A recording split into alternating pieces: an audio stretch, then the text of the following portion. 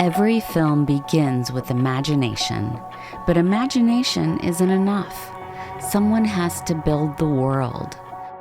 Today, we're stepping inside of one of Hollywood's most extraordinary creative spaces. We're visiting Independent Studio Services, better known as ISS, in Sunland, California. Hi, I'm Inda Reed, and I'm here at ISS, which is the largest prop house in the world. It's 17 acres and over 150,000 square feet, and it contains over 1 million props. This place is incredible. And for the premiere episode of The Invisible Artist, we have the pleasure of exploring this extraordinary place with veteran property master Guillaume DeLouche. From Oppenheimer to Christopher Nolan's newest film, The Odyssey, Guillaume has helped create some truly unforgettable worlds on screen. All right, so hello Inda. I'm Guillaume DeLouche. I'm a prop master. I'm a member of Local 44 and I'm based out of Hollywood, California. Property masters are in charge of anything the cast handles during a film or something that can help tell the story or advance the story. In other words, we build character, which is a very clever thing that the Property Masters Guild came up with as one of our mottos. And it's a pleasure to meet you. It's a pleasure to meet you. Thank you for the intro. Tell us about this place. Independent Studio Services has been around since 1977, the largest prop house in the world. It has been a big part of the American film industry for the last 50 plus years. Everything a prop department needs literally for any picture you can acquire, you can have. If it doesn't exist, they'll get it for you. If you can't get it, they'll make it. So yeah, the largest prop-centric production center in the world. Movies have a way of introducing us to unforgettable characters. My hope is that this series introduces you to the extraordinary artists who bring those worlds to life. Welcome to episode 1, our premiere episode. I'm Inda Reed, and welcome to The Invisible Artist. Building Worlds with Guillaume DeLouche. Whether you're listening or watching, I'm so glad you're here. Today's journey takes us inside a place few people ever get to see. If you're watching on YouTube, you'll get an up-close look at an extraordinary world we're about to explore. If you're listening on the podcast, I'll do my best to paint the picture. All right, so there are a few things at ISS that are fun. That if you go through the halls, you'll see some posters with the names of the prop masters who worked on the pictures. And you also have some actual props that were made for the film.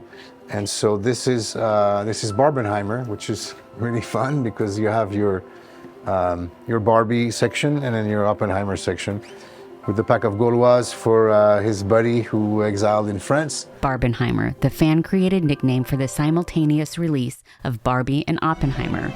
One unforgettable movie-going moment. The world will remember this day. Some of the newspaper headlines and some of the little tags we made for the scientists. So an interesting thing. This is Sympathizer, HBO show. A lot of really great detail. And another period show. And so if you continue here, you have prep rooms for prop masters. The walls are lined with movie posters spanning the last 50 years, each recognizing the prop master that worked on the film. You can actually prep here. You can use the space to prep your show and have access to all of the equipment that's here. Before reaching the warehouse, Guillaume takes us behind the scenes at ISS, through the production offices and prep rooms. This is where it all begins. Here you have more tangible props, not necessarily just graphics. There's that rifle I was mentioning to you for Jurassic World. That's a rubber version of it that they made here, reproduction they made here.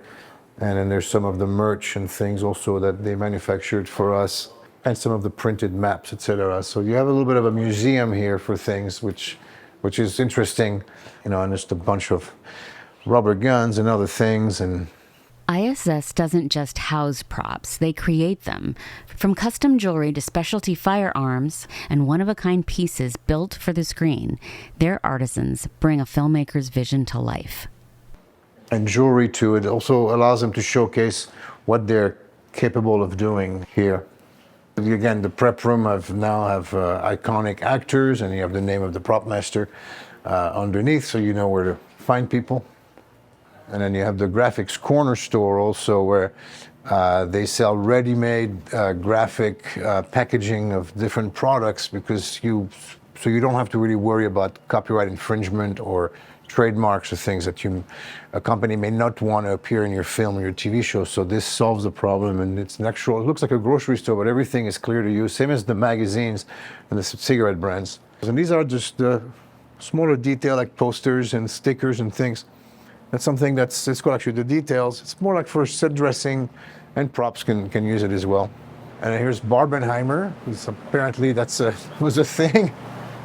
The tour continues as we enter the warehouse. And this is the main floor. This is where they process the orders to ship, to load into trailers, which you'll see outside, loading deckers. And then you have a lot of the military and firefighter, EMT dummies, license plates, and everything you may need for just about any picture. If you're listening to this on the podcast, Guillaume is leading us through the massive aisles of ISS, surrounded by thousands upon thousands of movie props. If you'd like to see what we're seeing, the full video version of this episode is available on YouTube and Spotify. And then more military, soldier equipment, World War II, Vietnam War, Gulf War, etc. Just about everything. Good morning. And then again, more police equipment.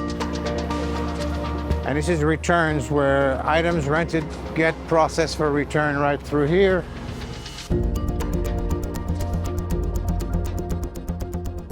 Now we're heading outside, where you'll see a lot of the prop masters have their own trailers. And so now we're outside of Independent Studio Services, outside the return bay, where you can see a lot of the prop masters have 50-foot trailers that are outfitted to be on the road and run your show from a trailer. So I'll give you a quick tour of mine. Think of it as a mobile workshop designed to keep a production moving. A lot of prop masters choose to have a 50-foot trailer for storage of props, and as well to have an area to work, to have a place to manufacture things, a little bit of a shop, to store director's chairs as well. This is one of the things we do at the Barbenheimer. We set up chairs. I'm addicted to coffee, so I have coffee machines everywhere I go. And yeah, here it is. And excuse the mess, it's a little bit messy because we're wrapping, but we generally try to keep it as clean as possible and as organized as possible. If you've enjoyed today's tour so far, we've only scratched the surface. Today, we explored the props and where they live in Hollywood. Next time, we'll discover the artist behind them. Join me for the next episode as Guillaume DeLouche shares the stories behind some of Hollywood's most unforgettable films, the challenges of the craft, and the remarkable journey that brought him there. Oh, these are fun. Oh. Yeah, we have, for example, trick handcuffs. You never know when you need a good pair of trick handcuffs, so you can just get out of them quickly. So some of the basic, kit stuff that you would want, we'd want to have on a picture. Gadgets and phones, flip phone from the 90s, and things like that. So you try to have a little bit of everything, and then you augment with rentals, purchases, and manufacture. So these trailers can go on the road everywhere we go within the 50 states and Mexico and Canada when feasible. And then for those overseas shows, some of us have outfitted containers that have the same sort of arrangement, but can be shipped overseas and placed on a proper trailer that's legal to be on the road there.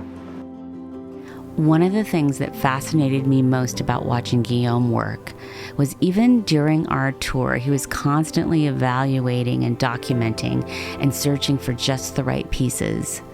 For a property master, inspiration and preparation really never stop. Walking through ISS with Guillaume reminds us that every object on screen has a story. And behind every great story is an artist whose work often goes unnoticed. The next time you watch a movie, I challenge you to look for the stories hidden in the props and the invisible artists who placed them there. Today's episode showed you where the magic begins, and in part 2, you'll discover the artist behind it. Join me as Guillaume DeLouche shares the untold stories behind some of Hollywood's biggest productions and the remarkable journey that brought him there. I'm Inda Reed. Thank you for joining me, and I'll see you on the next episode. The Invisible Artist was created, directed, and hosted by Inda Reed. Co-producer and artistic director, Amy Goodrich. Associate producer, Woody Wise. Cinematography by Mike Papilla, Inda Reed, Amy Goodrich. Special thanks to Guillaume DeLouche and the ISS props team. Also, Steve Latshaw, Hayden Bilson, the Cliffhangers, and Sandy Wise. The Prop Masters Guild, IATSE, and Local 44. Music and licensing, courtesy of Artlist. Do you know an invisible artist whose work deserves the spotlight? Visit theinvisibleartistpodcast.com and share their story, or simply let us know what you think. We'd love to hear from you. This is a Studio 402 production, filmed on location in Hollywood, California.